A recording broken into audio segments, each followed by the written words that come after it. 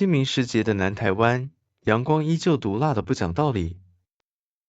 台南七股的龙山里，空气中混杂着咸湿的海风与宫庙焚香的味道。许彦君把那台已经擦得发亮的蓝色机车停在路边，整个人斜靠在坐垫上，抹了抹额头上的汗。他推了推下滑的黑框眼镜，细长的眼睛里透着一种大学生特有的对世界充满佛系随性的慵懒。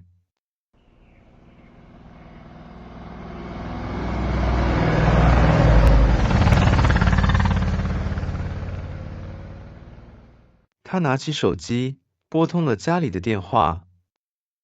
喂，妈？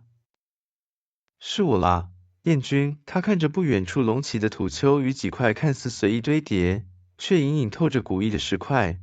祖塔那边我拜好了，金纸也烧完了。对啦，我现在在电视上说的那个什么鱼龙阵法的阵基这边看看，听说以前是护村用的。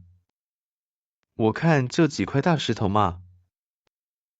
电话那头传来母亲碎念要他早点回家的声音。好啦好啦，我再看一眼就回去，晚上回去吃饭，再见，拜拜。我们龙山里外围形状就是一个鱼龙阵，鱼龙阵阵眼就是龙山宫，而东边的风水阵基就是我们小时候常去游玩的地方。挂断电话，彦君正打算跨上机车，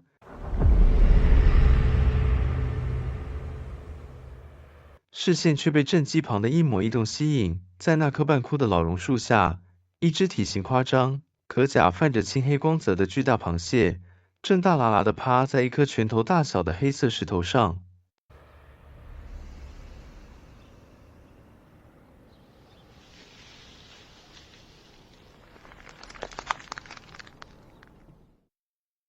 哇塞，这只要是抓回去清蒸，今晚肯定加菜加到爆。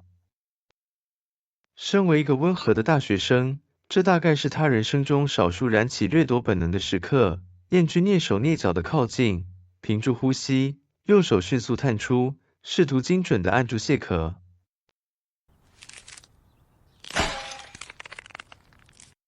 然而，这只螃蟹显然不是普通货色，就在他指尖触碰到的瞬间，螃蟹以一种违背物理学的灵活度翻身，巨大的蟹钳发出咔的一声，精准地夹住了他的右手食指。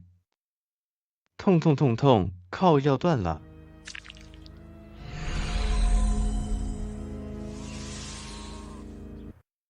剧痛让彦君温和的形象瞬间崩塌，他反射性的左手乱抓，指尖触碰到了刚才螃蟹趴着的那颗黑色石头，他顾不得许多，抓起石头就往那只嚣张的蟹钳狠狠一敲。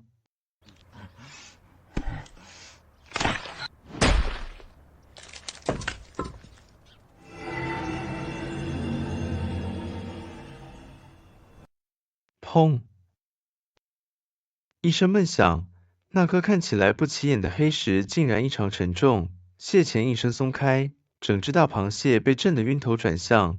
彦君忍着指尖的抽痛，眼疾手快地脱下外套，像盖布袋一样把这只晚餐打包起来，紧紧系在机车后座。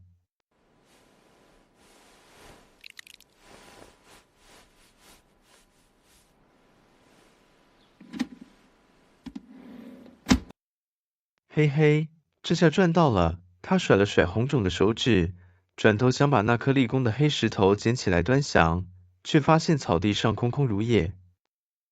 奇怪，刚才不是丢在那？他随意拨了拨草丛，没发现踪迹，便也不以为意的想，算了，大概是敲太大力飞走了吧。他再次拿起手机，打算跟老妈炫耀这场意外的收获，顺便抱怨一下受伤的手指。就在他刚拨出号码，将手机贴近耳边的瞬间，嗡！一股突如其来的低频电子轰鸣声，仿佛从地心深处炸裂开来，瞬间灌满了他的耳膜。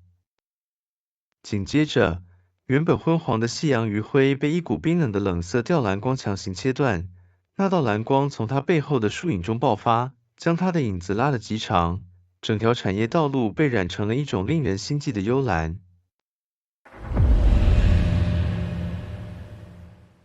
彦君的肩膀猛地一缩，浑身汗毛直竖，那种感觉并非恐惧，而是一种被某种庞然大物盯上的生物本能反应。他迅速放下手机，身体僵硬地向后转动了120度。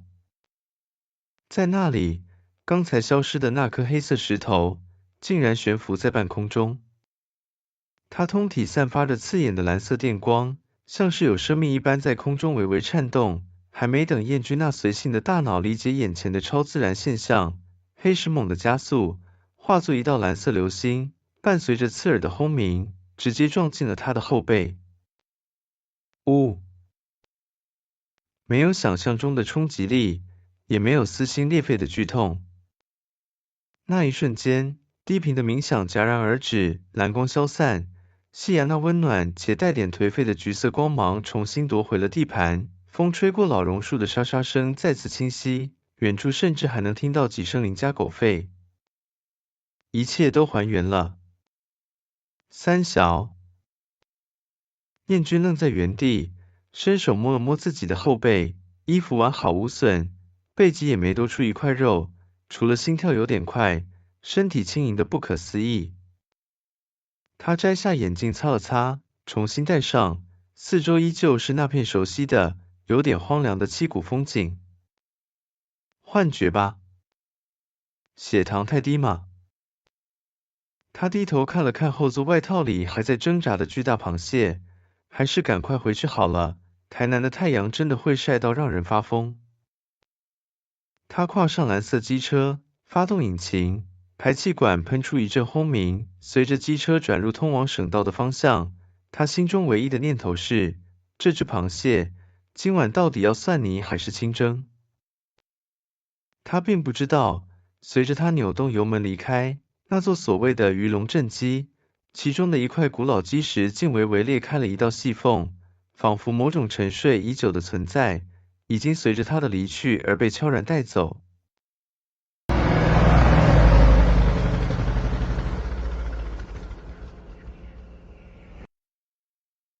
这是第一次尝试自创小说，里面的故事有真实，有幻想。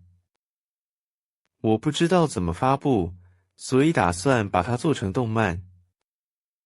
但是动漫相当耗费时间跟金钱，还没面试就阉割了。废片率跟时间成本太高，后来我用这种小说影片方式。我目前是用土炮的方式做，还没更深的研究，做起来相当累，希望能有人喜欢。我自己有自己的工作要忙，应该没办法定期做。期许我自己能把它完成。这个影片就到这里结束，不要忘记帮我按赞、留言、订阅、加分享，下次会更努力制作，期待您再次观看。